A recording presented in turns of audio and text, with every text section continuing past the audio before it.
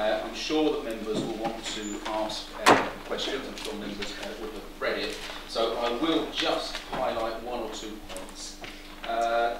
The first is, I guess, that we need to reiterate that no matter what the status for the school is, whether it's an academy or a voluntary aided school or a community school, no matter what its current Ofsted rating is, this council remains determined to work with everybody at that place of learning, from the youngest pupil to the head teacher and the chair of governor, to offer any help and assistance wherever and however we can in order to ensure that that school is as good as it can be.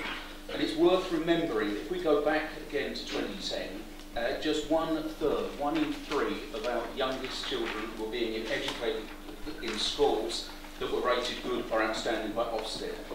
Since then, the Inspectorate has made its challenge to schools more difficult, harder, to use their own word, and yet now 74%, over 2/3 of our primary schools are currently rated as good or outstanding.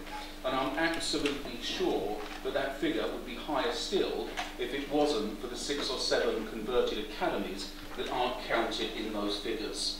If we look very briefly at the Education Commission, the Education Alliance is now making excellent progress in developing really strong partnership work both between schools of all types and us, the council. The Education Awards, I was glad to see so many members at the Education Awards back in November, and they are a true kind of celebration of the successes of our schools and of the really good work that goes in all of our schools, and I'm glad they're going from strength to strength. The strong partnership development is really highlighted by the way that we can work with academies as well as our maintained schools to increase capacity as the pressure on places, particularly primary school places, continues to grow. And Deputy Mayor, our early years performances continue to improve, and we're definitely closing the inequalities gap. At Key Stage 1, we are at or close to the national average.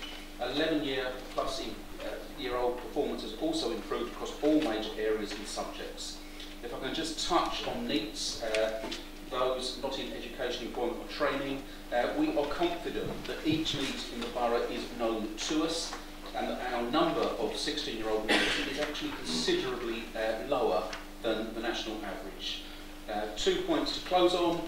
This year we saw the continuation of the Arts and Cultural Entitlement Programme. We now have 28 schools involved with the Royal Opera House commissioned Trailblazer programme, which is jointly funded, of course, between the Royal Opera House and Bridge, the Council, the Arts Council, and importantly the schools themselves. And finally, in order to be fair and accurate, this year did see a dip in GCSE results locally and nationally, following changes in the grade boundaries for GCSEs, especially in English and Maths, meaning that locally figures fell by around 5%. However, I would point out that our only maintained secondary school, Grace Convent, achieved a 7% improvement. Madam Mayor, I am happy to endeavour to answer any questions. Obviously covers education. Education doesn't stop at 18, as we know. With 1 in 5 jobs in Thurrock now being logistic based, obviously 4 out of 5 not. Can you tell me what's being done to help retrain adults, and certainly those in later life, to fill either logistic or non-logistic employment? Through the Thurrock Business Board, a relatively recent innovation, and with the industry experts in the borough and with the ports, to get a logistics academy up and running that will be able to teach adults those skills that they need in those kind of industries that Council Collective has taught. Thank you, Councillor Kemp, for your report.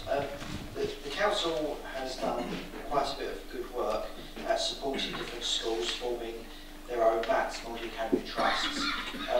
The government has now published work suggesting what the ideal size for a MAT is in terms of economies of scale and also sharing expertise. Does the leader have any plans in regard to helping some of the smaller MATs or some of the schools that currently stand alone and help nurture those sorts of relationships with each other? Yeah, I think it's a really interesting question. If we look at, particularly won't name any individual schools, we do have schools that are in fairly close proximity to each other that are small schools, some of which have already federated, and others we know are talking to each other about federation. and if not full federation, how they can just gain some capacity from each other. I think it would be a real mistake, though, for me or for the council to be prescriptive about what the right size of a multi-academy trust would be, or to try and dictate to local schools the kind of avenue they should be going down. But what we will do, as always, is stand ready to offer any help, any guidance, any support. The Chamber some information on the role of the Regional School Commissioner in relation to raising standards in our academies in Thurrock. Yeah, it's an interesting question. One of the changes in the kind of educational architecture that's been introduced by the current or last government is the fact that academies are not, of course, accountable to a local authority, not actually even accountable to the minister. They're accountable to the Regional Schools Commissioner.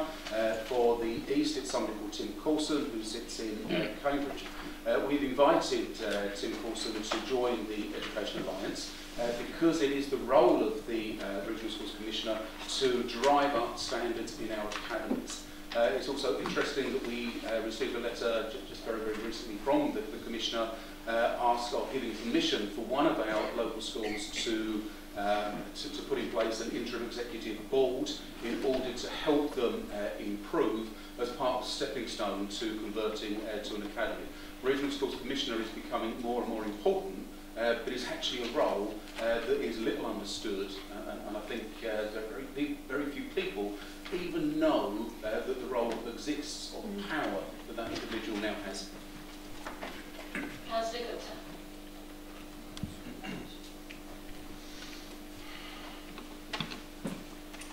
Thank you, Deputy Mayor. First of all, I think that it's an excellent report. I'm very, very pleased to be that many of our schools are achieving, which is great. But the question which I would like to ask the government member is that once a school is not achieving the high standard, what sort of help the council gives to that school?